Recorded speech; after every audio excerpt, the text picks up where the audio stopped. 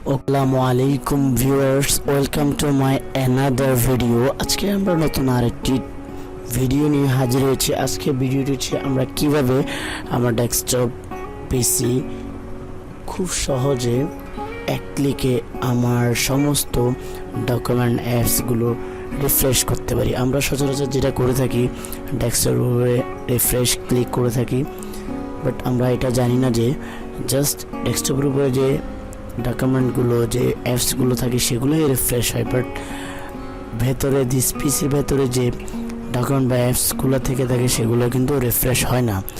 ওকে, আজকে আমরা দেখাবো আমার পিসির ভেতর বাইরে ইচ অ্যান্ড এভরি ডকুমেন্ট কীভাবে আমি রিফ্রেশ করব। ওকে, কথা না বাড়িয়ে আমি আমার স্টার্ট বাটনের পাশে দেখেন এই যে রান বাটন আছে, সেখানে গিয়ে অ্যান্ড নোটপ্যাডে, এই যে নোটপ্যাডে ক্লিক করলাম, দেন নোটপ্যাডটা ওপেন হলো। এখানে একটা নোটপ্যাডে আমি কিছু লিখবো, কিছু কোডিং বসাবো। ওকে ফাইন, বাট আমার নোটটি যেহেতু আমার টুলবারে আছে সেহেতু আমি আমার টুলবার থেকে আমার এই যে নোটপ্যাডটা নিয়ে নিলাম।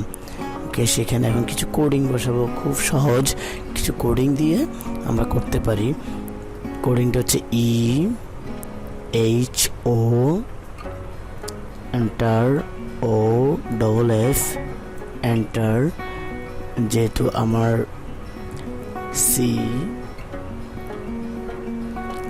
CD স্ল্যাশ আমার CD, then enter TREE enter C enter semicolon, then enter. দেখেন আমি CD3C ক্লোন কেন দিয়েছি, তাহলে আমরা ডিসপিজিতে যাই। দেখেন আমার এই ডিসপিজি দেখেন একটা C ড্রাইভ রয়েছে, একটা D ড্রাইভ, অনেকের আবার E ড্রাইভ বা F ড্রাইভ থাকে। যেহেতু আমার দুইটা ড্রাইভ রয়েছে, আমি দুইটা ড্রাইভ এখানে অ্যাড করে দিচ্ছি, এগুলো ফ্রি করে দিচ্ছি। ওকে ফাইন, দেন আমি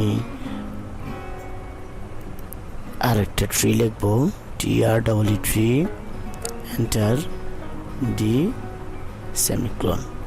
ওকে, আমার কোডিংটা লেখা হয়ে গেছে। এবার করি, আপনাদের যদি আরও ড্রাইভ থাকে তাহলে আপনারা E ড্রাইভ, F ড্রাইভ করে করে আপনারা প্রত্যেকটা ড্রাইভের নাম লিখে তারপরে কোডিংগুলো বসালে। এবারে যাব আমি ফাইলে, এই দেখেন নোটপ্যাডের ফাইলে গিয়ে লিখবো আমি সেভে আসার পরে দেখেন সেটাকে আমি আমার ডেস্কটপে সেভ করব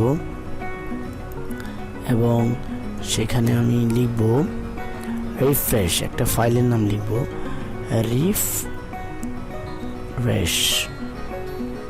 রিফ্রেশ। এটা আমি অবশ্যই ডট দিয়ে লিখতে হবে, .BATHটা মাথায় রাখবেন। দেন সেটাকে আমি দেখেন সেভ করে দিলাম, সেটা এখন দেখবেন আমার এই ডেস্কটপের সামনে যে রিফ্রেশ।